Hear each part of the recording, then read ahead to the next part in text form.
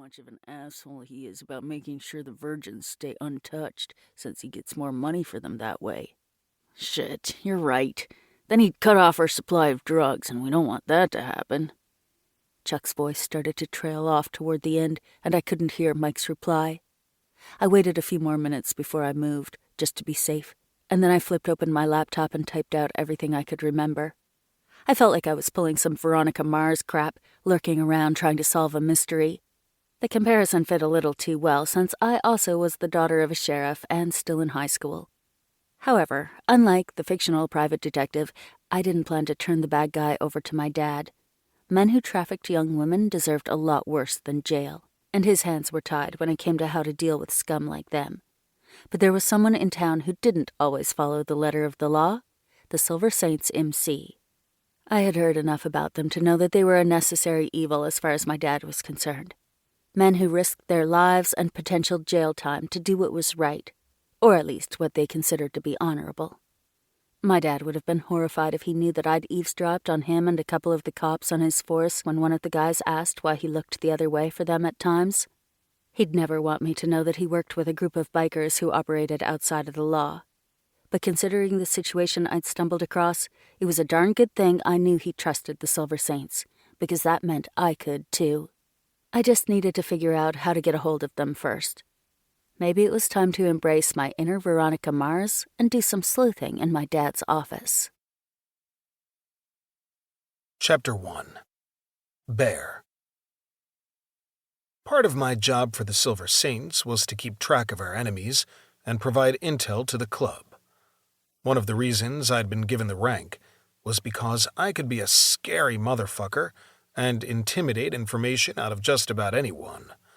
I'd also earned the road name Bear because I was scruffy and, according to my brothers, grumpy as shit.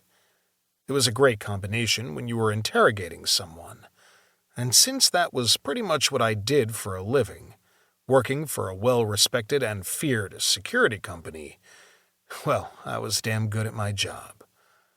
How that got translated into scolding a teenage girl, a senior in high school for fuck's sake, for involving herself in things she has no business even knowing about was beyond me. Yet I'd been given the assignment to have a talk with the sheriff's daughter. The hardest part was that she'd actually helped out, so convincing her to forget all about the MC and focus on playing dolls like a good little girl might not be easy. But after she called in another tip to our Prez Mac, he'd ordered me to get it done ASAP. It was doubly important to convince her to back off, because not only would it keep her out of trouble, but her father, Sheriff Bartley, had been a good ally. Even though he wasn't happy that we lived by our own law, the Silver Saints kept to a code, and he couldn't fault our purpose or dispute that the town was safer with both of us protecting it. We'd even helped him out on occasion, and he'd returned the favor when needed. Losing his support could rain a fuck-ton of shit down on us. Obviously, Alyssa had overheard information about us, and when she found out that kids in her school were involved with perverts trolling chat sites, she decided they required a different kind of justice than they would get from her father.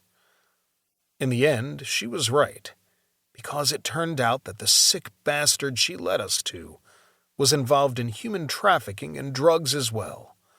I'd taken him to a building owned by a brother, Dash, who owned a cleaning company, with an unadvertised specialty in crime scenes. Like when the fucker pissed me off and I put a bullet through his head.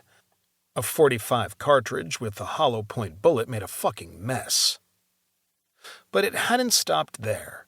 The asshole had a brother who was just as demented, and we'd had to track him to a crack house and take him out as well. At just the right moment, we tipped the police off to the presence of the crack house, which was right down the block from the police station, and pretty fucking obvious as to what it was. The fact that it had been so clearly overlooked suggested the sheriff had some cops on an alternative revenue stream. But that was a problem for another day. We'd just snatched the douchebag and left out the back door when the sheriff came into the backyard and pretended he...